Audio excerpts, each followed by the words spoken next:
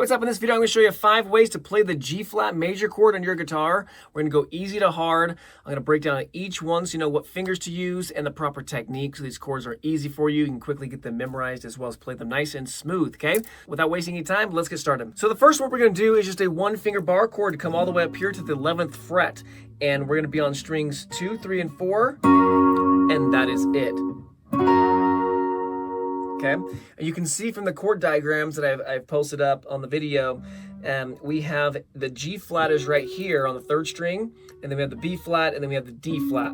Okay, so because the G flat is not the bass note, this would be considered an inversion or a slash chord. So it'll be written G flat slash D flat. Okay, cool. So you just play those 3. As you can see from my guitar, it's angled up. You definitely don't want it to be angled like this or like so. I know you probably never do that, but where I own a guitar school, I see everything. And sometimes people, and it's not just the little kids, the adults, they're doing all this weird stuff. So the guitar neck needs to be going up, slanted, and we need to have the thumb like so. So the thumb is never on the outside of the index. So there's endless videos online about finger stretches and all these kinds of things. It's pretty much a waste of time if you just have good technique that solves like 90% of the problems, okay? Thumb is never on the outside of your index, okay? Cool. That's that one. Now coming all the way over here, this is the second one I'm gonna give you, and what we're gonna do is put your first finger, your index on 6th string 2, ring finger on the 5th string 4, pinky on the 4th string 4, and then your middle finger on 3rd string 3. That's it.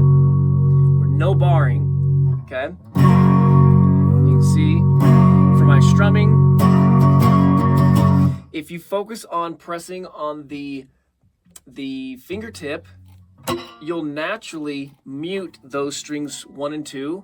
So this way you don't have to worry about doing that if you don't want to, okay?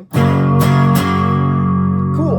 And then once you get good at this motion, then all you're gonna do is do the next one, and you're gonna continue squeezing your index, continue squeezing your middle finger in. I always mix those two up.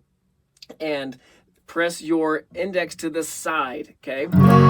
This is gonna be a bit trickier bar chord because the frets, they're much wider, and it's all the way out here, and it's hard to leverage. So, yeah. But that's what you do. You may want to do an arpeggio, pick the notes one at a time to see if you can find any problems. For example, if you were like, oh, what's happening? I wasn't pressing hard, I wasn't barring good enough. So again, it's a little bit tricky, but you're gonna have to squeeze in with that middle finger, and then this one is really cranking on the side. Sweet. All right, next one. So we're gonna come all the way up here, and we're gonna go to actually do the first one again, but instead of barring with your index, we're gonna bar with your ring finger. And make sure the knuckle's coming up so it scoops in like so. And then what's gonna happen is your index is now gonna play the G flat right there on the 5th string, 9th fret. Sweet. So now this is no longer an inversion. We just put the G flat in the bass. So now we are in root position. You can, if you want, try to get it so you can do a double bar where the index is also going to bar. That'll be a bit trickier because you're going to have to be barring right here, these 3 strings, and then the ring finger is going to have to get up and out of the way so that you can play this one. Cool, but you don't need to do that. It just adds a little bit of top end. All right, sweet. So the last one what we're gonna do is we're gonna come right here, and I want you to put your first finger, you're gonna bar on strings 1, 2, and 3 on the 6th fret. Then your middle finger is gonna go on 2nd string 7, and then your ring finger is gonna go on 4th string 8.